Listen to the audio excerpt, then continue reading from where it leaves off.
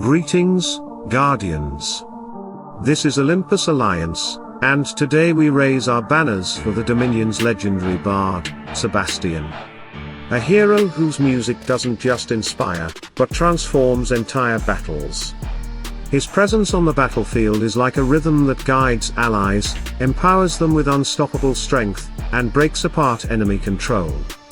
If you've ever faced a well-built Sebastian, you already know how dangerous he is. But today, we're going to dive deep into his skills, builds, and strategies, everything from glyphs and artifacts to talismans and counters, so you can unlock his full potential. Sebastian is one of those rare heroes whose value doesn't come from flashy damage numbers or tanking power. Instead, he's a support who changes the entire tempo of a fight. He's a shield against curses, a weapon of critical fury, and the perfect partner for many of the Dominion's strongest physical attackers. And when built correctly, he doesn't just support, he elevates your team into a critical hitting machine. Let's begin with his first skill, Ballad of Tenacity. Sebastian conjures a shield before his team, protecting allies from stun and curse effects. The shield loses health when the team takes damage, but the important part is not how much it absorbs, it's what it prevents. Curses and stuns are some of the deadliest mechanics in Hero Wars Alliance. They stop energy gain, they break combos, and they can end a fight before it really begins. But with Ballad of Tenacity, Sebastian wipes them away. Allies like Julius or Isaac, heroes who rely heavily on activating their shields, suddenly become untouchable. Where other teams would crumble under the weight of curses or stuns, Sebastian's team marches forward without missing a beat. It's not just a shield, it's liberation. Now to his second skill, Hunter's Tune. This is where Sebastian turns his team into a storm of critical strikes. For 5 seconds, he increases his allies' critical hit chance. And here's the catch, it doesn't apply to heroes who don't already have critical chance. That means heroes with native crit chance, talismans that grant crit, or buffs like Jet's Inordinate Fury all get supercharged. For heroes like Dante, Qingmao, Kayla, Ginger, Astrid, and Lucas, or Peach, this is devastating. Imagine Yasmine or Kira under this effect, every strike becomes a deadly blow, armor melts, and low health enemies vanish in an instant. Even though the buff only lasts 5 seconds, in the pace of battle, 5 seconds is often more than enough to break the back of the enemy team. Then we move to his third skill, Curse Song. At the very start of battle, Sebastian curses the nearest enemy, lowering their armor until he's defeated. That curse sticks as long as Sebastian lives, and it punishes tanks harder than almost anything else. Think about teams relying on a single tank, Corvus, Rufus, Galahad, Aurora, suddenly their armor melts, and your team slices through them. Combine this with Cascade, whose abilities deal extra damage to weakened defenses, and the results are brutal. Curse Song ensures that from the first second of battle, the enemy frontline is compromised. And now the final skill, the one that makes Sebastian infamous, Rhythm of War. Every time a crit lands, it's not just physical damage anymore, it's extra pure damage on top. Pure damage ignores armor, ignores defenses, and cuts straight to health bars. That means every ally benefiting from Hunter's Tune now deals critical hits that pierce straight through the enemy. This is where Sebastian turns assassins like Yasmine into monsters. With Rhythm of War, she's no longer just hitting hard, she's deleting heroes instantly. This synergy makes Sebastian one of the most dangerous supports in the game. He amplifies critical-based allies beyond their limits, and his team becomes a shredding machine.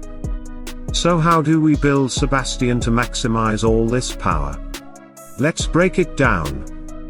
When it comes to rank items, you want to focus on health and physical attack. Violet and orange ranks give you plenty of options, the Flaming Heart, Morinar's Glaive, Archangel's Wrath, the alchemist's set, the ruler's globus, and the unity of extremes. These items ensure he has the survivability to stay alive long enough to keep buffing, while also scaling his physical attack so his shields and buffs are stronger. By orange +3 or +4, you'll have him in a very strong place for mid-game and beyond. Next, let's talk skins. Sebastian currently has 6, his default skin, critical hit chance, magic defense, physical attack plus version, health, and toughness. The order here matters. First, prioritize the physical attack skin. It fuels every one of his skills, boosting shields, buffs, and damage. Next, the default skin, because it scales across the board and even gives a bit of armor. Then, health, to increase his survivability. Fourth, toughness, which reduces incoming damage by percentage and protects against crushing effects. After that, magic defense, so he can withstand mages like Orion or Zesha. And last, the crit chance skin, which has the least impact since he already empowers critical chance through Hunter's Tune. If Sebastian ever gets another physical attack or health skin in the future, that should immediately take top priority. On to glyphs. Sebastian has 5, physical attack, health, magic defense, crit chance, and agility. The best order is health first, because survival is everything. Without him alive, the buffs vanish. Second, physical attack, scaling all his skills. Third, agility, which boosts both armor and skill effectiveness. Fourth, magic defense, rounding out his defenses. And last, critical hit chance, since his team benefits more from his buffs than his own crit rate. Keep glyphs to level 40 unless you're pursuing class glyphs, balance is key here. Next are artifacts. Sebastian's weapon artifact shares physical attack with his team when Ballad of Tenacity is cast. His book increases physical attack and critical hit chance. His ring increases agility.